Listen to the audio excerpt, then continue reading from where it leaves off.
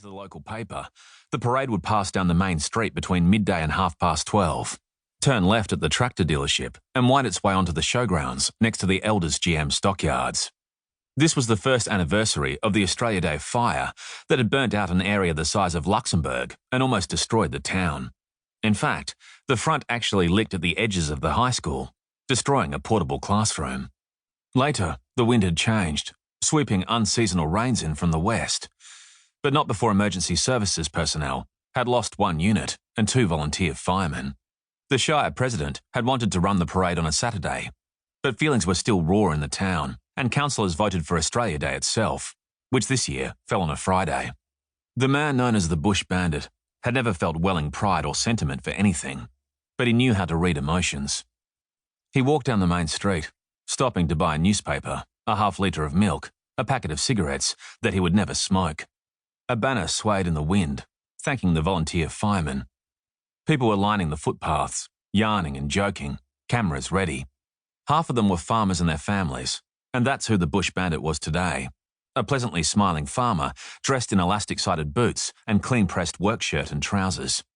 He wore a stained felt hat, pushed back on his head. He looked work-worn and weary. He wasn't alone in wearing sunglasses. It's just that his were anachronistic. A flash narrow strip of mirrored glass across his eyes. They belonged on a rollerblading kit at St Kilda or Bondi or Glenelg. If anyone thought about it, they thought the man had eccentric taste. Certainly, it was the only thing memorable about his face. He watched the parade trumpet past. Police, firemen, ambulance crews, the 2 widows in the back seat of a squatter's black Mercedes. It was over in 10 minutes. In 10 minutes, the main street was deserted, the tail end of the spectators disappearing around the corner and away from the centre of the town. There was only one bank, and the bandit walked into it at 12:25, removed his sawn-off shotgun from his bag of shopping, and announced that he was robbing the place. There were no customers, only 2 tellers. One said, "Oh no!" The other froze. The Bush Bandit trained the twin bores of the shotgun on the one who'd spoken. He'd picked her as the likely source of trouble, so he said, "Face down." Not a sound. He watched her sink to the floor. She stretched out awkwardly, one hand holding her skirt from riding up. The other teller watched the gun swing around until it was fixed on her stomach. The bandit placed a chaff bag on the counter. Fill it. Friday. There would be more cash than usual, though not enough to make him rich. But that was a thought for the edge of his mind. Why am I doing these pissy jobs, thought, for the dark hours. He watched the teller, the shotgun now back on the woman on the floor. The meaning was clear. She gets it if you stuff me around. At one point, the teller hesitated. "Move it," the bandit said. "Traveller's checks," she burst out. "You want them?" Hundreds of checks, crisp, unsigned. The Bush Bandit could almost conjure up their new paper and ink smell. He'd take them to Chaffee. Chaffee handled wills, property conveyancing, and sentence appeals in his front office. In his rear office, he'd paid 20 cents on the dollar for anything the Bush Bandit turned up that wasn't cash or easily negotiable. "Yes," the Bush Bandit told the teller. When it was done, and both women were on the floor, he said, "Remain there, please. 5 minutes."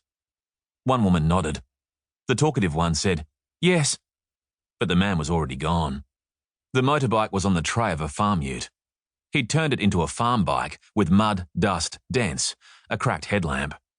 He drove the ute slowly away from the town, his elbow out the window, an irritating figure familiar to interstate coach drivers, truckies, and travelling salesmen, and soon had faded into the landscape, faded from memory.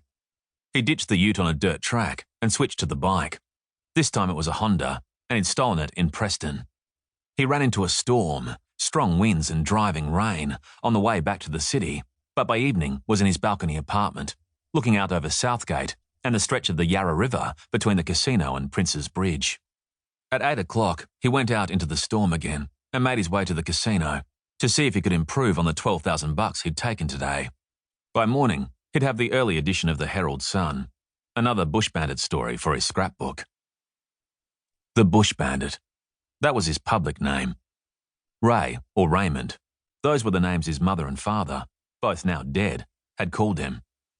What Raymond wanted was simply to be called Wyatt.